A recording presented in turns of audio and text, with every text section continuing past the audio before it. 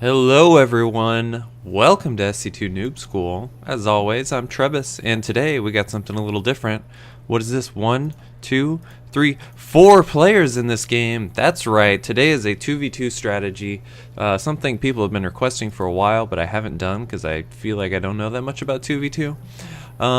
However, my partner and I have been playing 2v2s quite a bit, and I just thought I'd show you the build we've been using. It is a combination of a 4Gate and a Roach Rush, and I'm going to go through kind of the basics of each build. Okay, so first we, following myself, the Protoss, we're just going to get a normal 9 pylon, and then after this pylon is up, we are going to get, or after the pylon is up, we're going to chrono boost. Okay, so pylon is finishing, time to chrono boost, chrono boost. Oh, and let me add the disclaimer. I'm not a professional gamer. I'm just a dude. I'm just a guy, man. Just a dude, just like you. So when I screw up, don't judge me. I'm just a guy. Anyway, so I don't pull off the build perfectly. If this was a pro gamer doing this build, everything would be a little bit cleaner. He'd maybe have, his warp gate come out a little bit sooner, or all these different things. And anyway, just get up a 13 gateway. That one chrono boost is the only one you're going to do now, and then get up your gateway, and then at 14 get an assimilator. And then after the assimilator we're going to chrono boost again, and that's the only other chrono boost we're going to do. We're actually only going to chrono boost twice and then save the rest for our warp gates.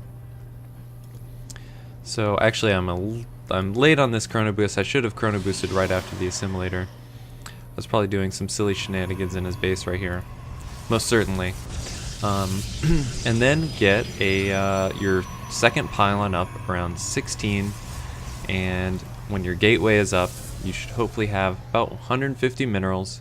In this case I do 150. Get your cybernetics core.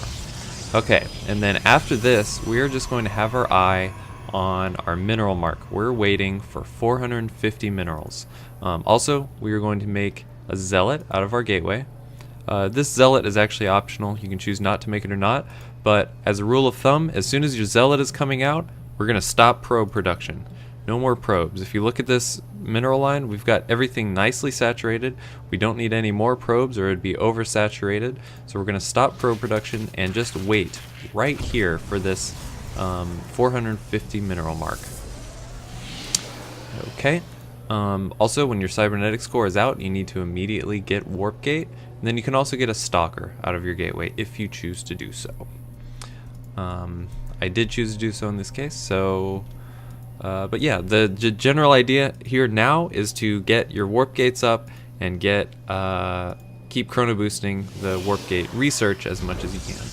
There's my last pylon. You can actually skip that pylon and just get your warp gates up sooner. And here I am with 450 minerals. Bam, bam, bam. 3 more gateways, and I'm going to keep chrono boosting this cybernetics core. Whenever the cybernetics core is actually, or whenever the warp gate is actually finished, you should be able to warp in exactly 4 stalkers, leaving you with an army of 5 stalkers and 1 zealot. Now this is an all-in build. This you should pretty much either win with this or lose with this. Also, it's important to try to get a proxy pylon up somewhere. I had one going up, but he just happened to scout it and deny it, so I wasn't able to do that. But you should try to as much as you can. Anyway, alright, so my warp gate just finished. My gateways are popping up, nicely timed. Transition all 4 into warp gates, and then you should make 4 stalkers. 1, 2, 3, and where's my 4th? Where's my 4th? There's my 4th. You should be able to make those at the exact same time. So now, from now on, all you're basically going to do is watch your warp gates, watch the cooldowns, and pretty much each round you should be able to make 2 stalkers and 2 zealots. And then also it's important to, every time you have a warp in, make another pylon, because this actually is so supply heavy that every time you warp in, you need to have more pylons coming up. So there's my 2 stalkers, 2 more zealots, and then I'm gonna need to get another pylon up. I think I have one going up proxy, or there's one right there. And then we just move out. Okay, so I'm going to pause this. I'm going to rewind this, and we're going to go over the Zerg's build.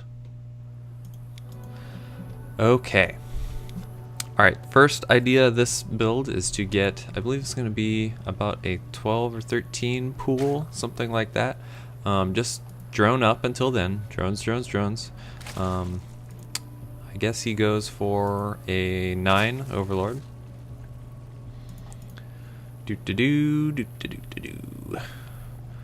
This build is super aggressive. I mean, if you're actually accomplishing this build correctly, you should be able to just crush so many people that are trying to, if they try to expand, you're going to crush them. If they try to tech, then you have a pretty good chance depending on what they tech to. And look at that. Silly scout. You're not going to scout Aeronauken. I like denying scouts like that. I don't know if it's technically good to do because I think a better player will avoid it. Okay, so here we go. 13 supplies, what that went up at. So after that 13 supply, get one more drone. Hello, Mr. Drone Egg. And then we're going to get another fast geyser at 13 again, I think, or maybe 14. Not really sure. But the basic idea is you're going to get your spawning pool and then your extractor.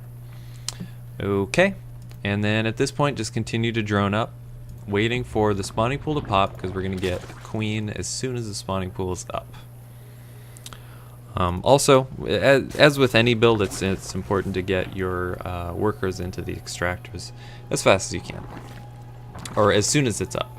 So here we have the spawning pool popping. We're going to start our queen. Queen is starting. We got guys put on the extractor.